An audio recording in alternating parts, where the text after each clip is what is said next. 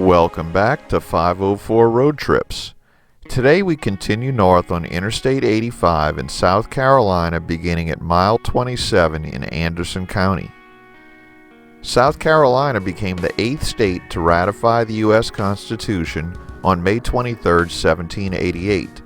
South Carolina also became the first state to vote in favor of secession from the Union on December 20, 1860. After the American Civil War, it was readmitted into the United States on June 25, 1868. The state of South Carolina ranks 40th in area and 23rd in population. South Carolina has 187 miles of coastline on the Atlantic Ocean. The state has an estimated population of 5,024,369 as of 2017.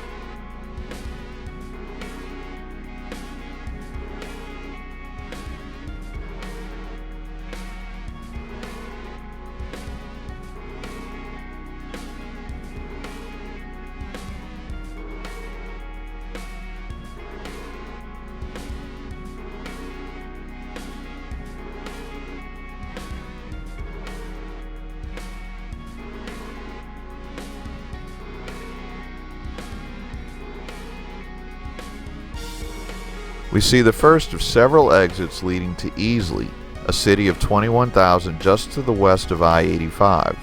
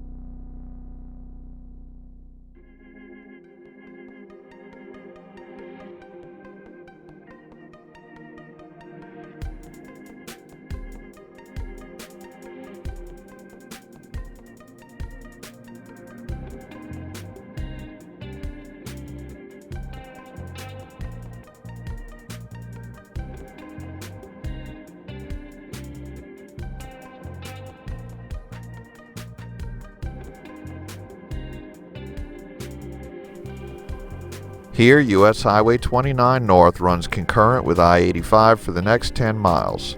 Remember U.S. 29? If you've been following the I-85 series, it was piggybacked onto I-85 in Alabama. Exit 35 leads to the census-designated place of Piedmont just to the right side of I-85. Piedmont is the setting of the 1915 American silent epic drama film Birth of a Nation.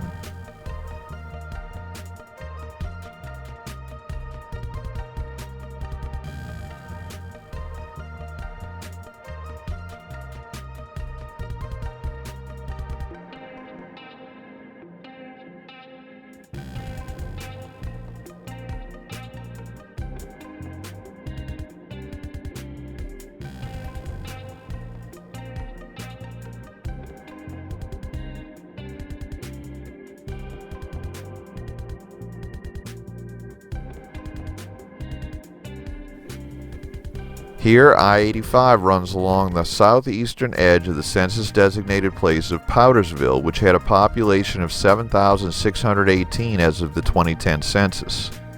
The name Powders comes from the production and trade of gunpowder in the area. One of the first stores in present-day Powdersville was called the Powdersville Area General Store. In 1859, a powder mill was established in present-day Powdersville by John Bowen. During the American Civil War, the area was used to store gunpowder, but Columbia was the primary site for production of the state's powder. Due to the area's use of gunpowder, the name Powders became a fixture for the location.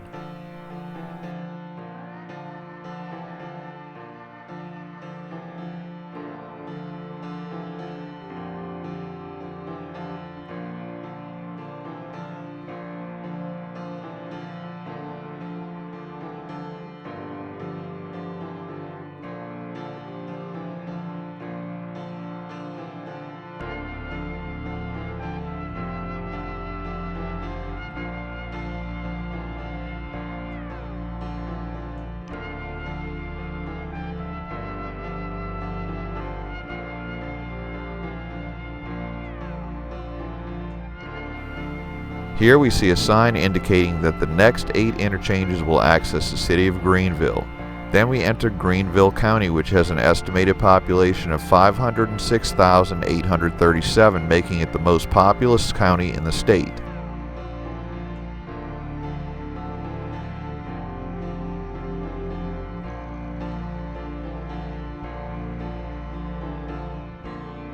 At exit 42, US 29 departs from its concurrency with I-85 and joins I-185 north. I-185 is considered to be a spur of I-85, however it goes in both directions unlike most interstate spurs.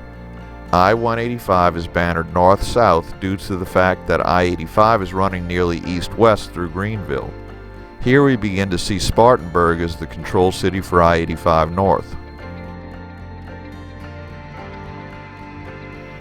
At exit 44B, US Highway 25 crosses I-85, and I'd like to point out the unusual shape of the US Highway shield on the sign, which we've tried to duplicate here. Also, the highway shields have a black outline on the big green signs, which hasn't been seen in any other state that we filmed. South Carolina's signs use a mixture of FHWA and Clearview fonts, sometimes on the same sign. I try to get our graphics as close to the actual sign as possible, but that's proven to be quite a task for South Carolina.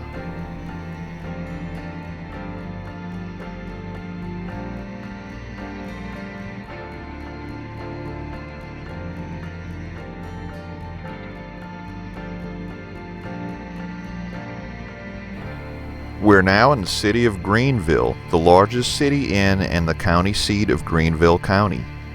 Greenville has an estimated population of 68,219, making it the 6th largest city in the state by population. Notable people of Greenville include Jesse Jackson, civil rights activist and Baptist minister, Bob Jones Sr., evangelist and founder of Bob Jones University, musician Edwin McCain, actress Joanne Woodward, and early 20th century Major League Baseball player Shoeless Joe Jackson.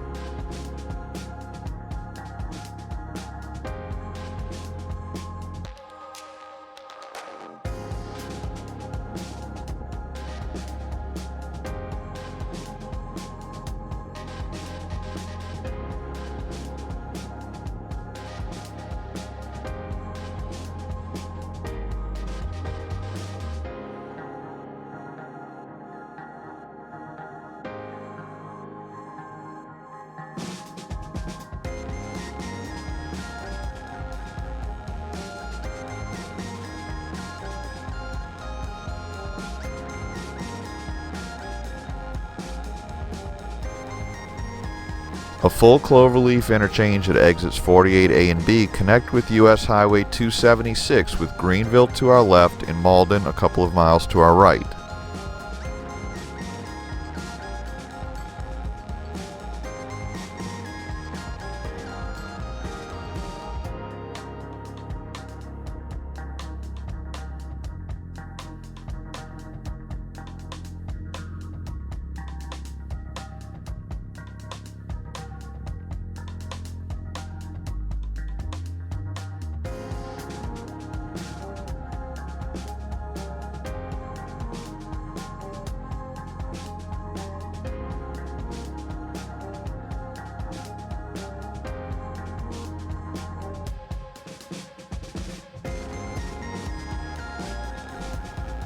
We conclude at exit 51, which leads to I-385, another two-directional spur, which almost forms a complete loop combined with I-185, but with I-385 continuing to the southeast to connect with I-26 and heading in the direction of Columbia, the capital of South Carolina.